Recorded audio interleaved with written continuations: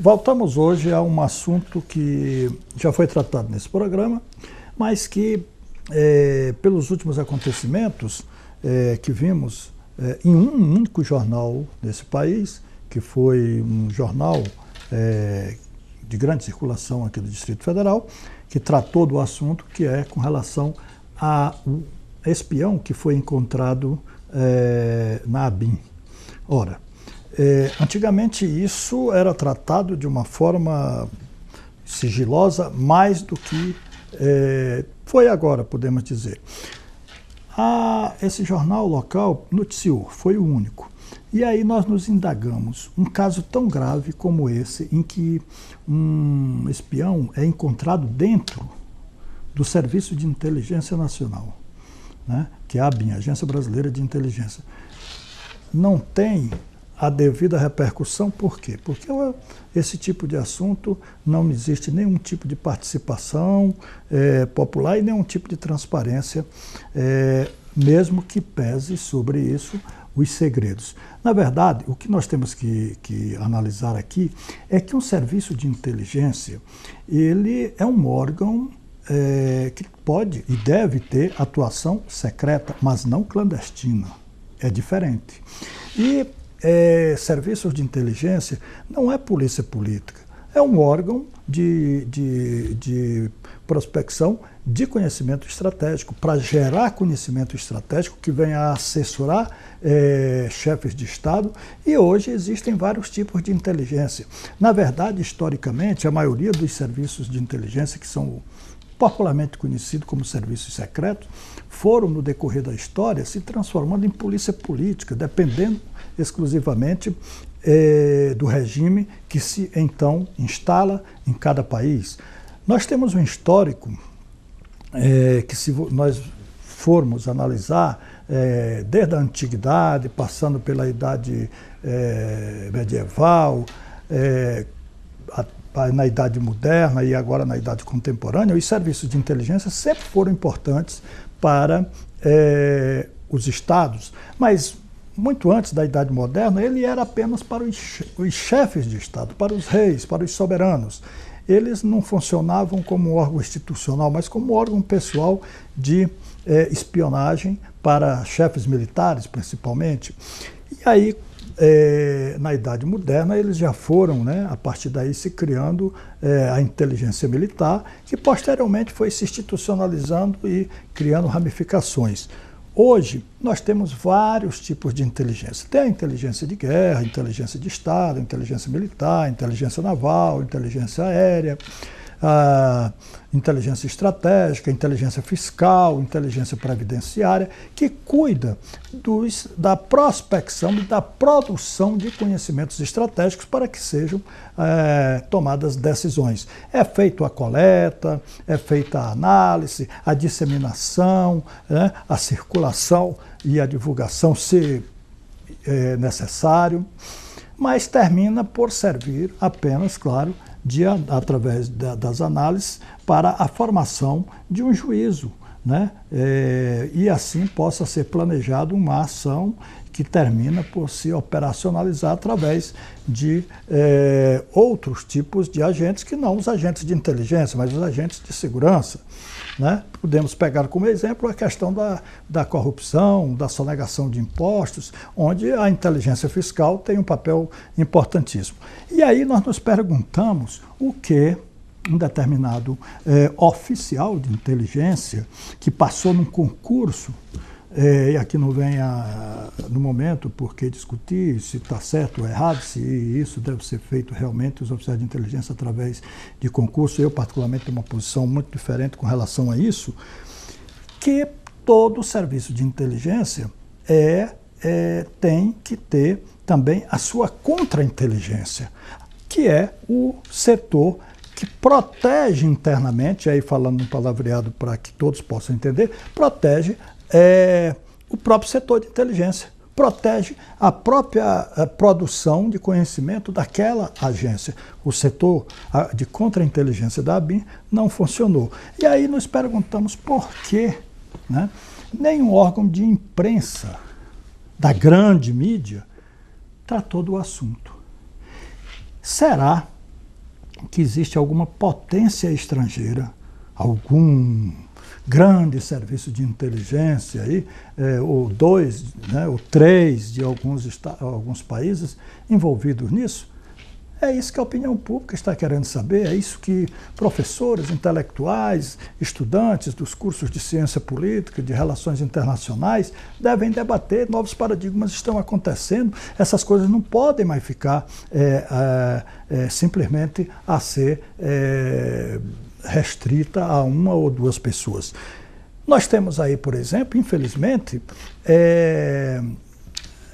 dados históricos que mostram que determinados serviços de inteligência passaram e foram se transformar em polícia política, como foi a Gestapo de Hitler, né? E terminam outras até se transformando em organizações terroristas, como a CIA, o Serviço Secreto Americano, que hoje pratica todo tipo de terrorismo de Estado, respaldado inclusive em leis feitas simplesmente lá nos Estados Unidos, que prende, tortura, mata, assassina, faz o que quer e ninguém pode dizer nada, como porque eles têm o presidente dos Estados Unidos, que é um ditador, tem um decreto, uma lei chamada Decreto Patriótico, que é o AI-5, tipo aquele AI-5, o Ato Institucional número 5, que tinha aqui no Brasil, e aí terminam por se transformar em polícias políticas para prender, torturar e assassinar as pessoas. Nós temos um exemplo maligno, maldito até, que foi a experiência feita, experiência, não só experiência, mas até uma institucionalização de políticas de Estado entre os serviços de inteligência do Brasil, da Argentina, Chile, Uruguai, Paraguai, Bolívia, né, sob coordenação da CIA, o Serviço de Inteligência Americano, foi a Operação Condor, que prendia, torturava, matava, assassinava, trocava presos de um país para o outro, pelo outro, para que continuassem a existir na América Latina as ditaduras militares. Mas esse tempo acabou. Esse tempo não pode mais continuar assim. Os serviços de inteligência têm que ser encarados como órgão de prospecção de conhecimento e produção estratégica para assessorar os chefes de Estado, para assessorar os ministros, para assessorar até mesmo os outros poderes, legislativo e judiciário. Agora, existe uma outra proposta, que é essa que começa a discutir, começa a se construir como um novo paradigma, que é a construção do que se está chamando também de inteligência popular, pode ser chamado de inteligência popular ou inteligência social. Ou seja, se esses órgãos de inteligência continuam a querer apenas vigiar, fiscalizar, né, aqueles que eles consideram inimigos do governo, e órgão de inteligência não pode ser órgão de governo, é órgão de Estado, entra governo, sai governo, ele continua, e não pode considerar o povo de seu país como inimigo interno, como foi o SNI, como foi a DINA no Chile, como foi o CIS, o SI na Argentina, como foi o Serviço Secreto Uruguai, como foi o Serviço Secreto Paraguai, todos eles consideravam o povo de seu país como os inimigos internos. Os amigos eram os externos, que eram os Estados Unidos, que queria manter a ditadura militar nesses países.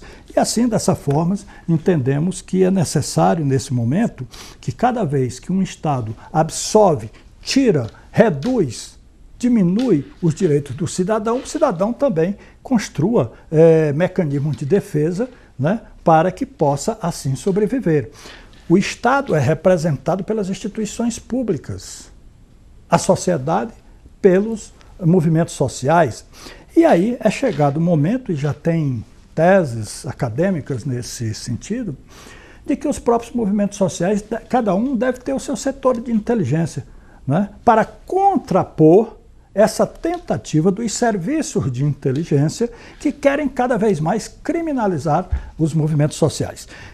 Quando o presidente Lula assumiu a presidência da República e também, como extensão, a presidente Dilma, ambos proibiram que os serviços de inteligência, que a ABIN, que a Polícia Federal, viessem a se filtrar ou fazer qualquer tipo de vigilância ou repressão aos movimentos sociais. Como Lula e Dilma proibiram esse tipo de ação das agências, dos órgãos de inteligência e de segurança do governo, federal, isso passou, né, alguns governos estaduais absorveram isso. E passaram a agir dessa forma para criminalizar os movimentos sociais. Está aí o exemplo de São Paulo, no governo Alckmin, onde, na greve dos professores, foram infiltrados dezenas e centenas de agentes de inteligência e de segurança, porque agente de inteligência é uma coisa e agente de segurança é outra, porque quem faz inteligência não pode fazer segurança. Então, mas terminam por interagir e aí apenas criminalizar os movimentos sociais. Então chegou a hora de se reestruturar os órgãos de inteligência desse país.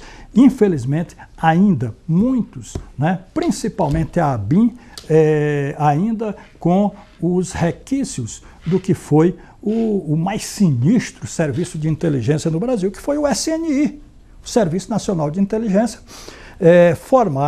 criado pelo general Golbery, e que foi um dos sustentáculos, né, do regime militar.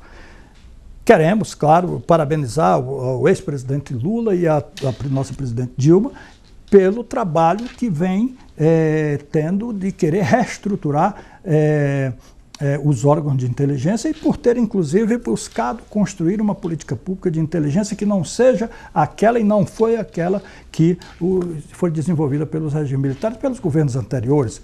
Mas, infelizmente, governos estaduais absorveram essa cultura, essa política e continuam a querer criminalizar os movimentos sociais. Isso vai provocar uma reação que já está provocando, de construção digamos, de setores, né, de inteligência estratégica para que eles possam sobreviver. É necessário, por exemplo, que numa greve de um sindicato de motoristas, por exemplo, vamos dar um exemplo, o sindicato motorista vai negociar com os patrões não querem dar o devido aumento que os trabalhadores querem pedir. Então eles têm que desenvolver uma política de inteligência, uma operação de inteligência, buscar aquilo que vai lhe proporcionar a negociação, quando eles forem sentar na mesa de negociação lá na Superintendência do Trabalho, para negociar com os patrões vão dizer, não, só tivemos 3% de lucro, a nossa planilha está aqui, então não podemos dar 10% de aumento para vocês, trabalhadores. E aí os trabalhadores apresentam uma nova planilha que já foi buscada através de um setor de inteligência que foi criado e foi fornecido por uma central sindical, que eu acho que deve ter. Da mesma forma, se um determinado parlamentar apresenta uma emenda lá em Tabatinga, no Amazonas, para a construção de uma ponte, ou lá no Iapoque ou no Chuí, ninguém toma conhecimento, a população não toma conhecimento. Mas se o Sindicato dos Trabalhadores Rurais, porque cada cidade nesse estado, nesse país, tem um sindicato de trabalhadores rurais e tem uma prefeitura, mas só que a prefeitura às vezes não informa, o sindicato informar para a Federação dos Trabalhadores e a Federação informar para a CONTAG, através do seu banco de dados, pronto, está aí, pode até o setor de inteligência se chamar banco de dados. Informa, repassa isso para a sociedade, as pessoas vão saber que uma determinada emenda parlamentar foi repassada para o município de Tabatinga, do Iapoque, do Chuí, seja onde for. E aí vai fiscalizar. Pronto. É a chamada inteligência estratégica em defesa da sociedade. Seria a inteligência cidadã na busca da produção do conhecimento para que seja socializada, acima de tudo, as informações. O que tem muito nesse país é comunicação, mas informação não tem, ou seja, as pessoas não têm informação.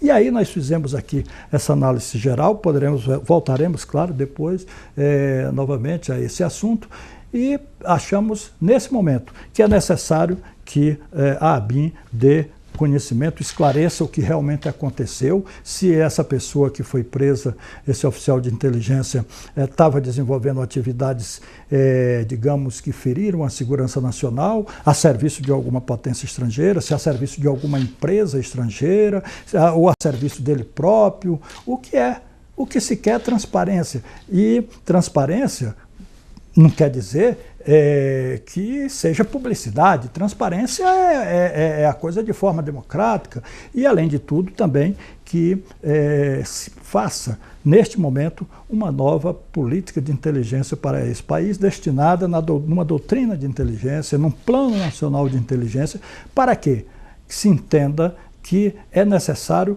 a defesa da soberania e dos objetivos nacionais. E só com um órgão de inteligência competente, todo governo tem que ter, todo Estado, aliás, tem que ter, né?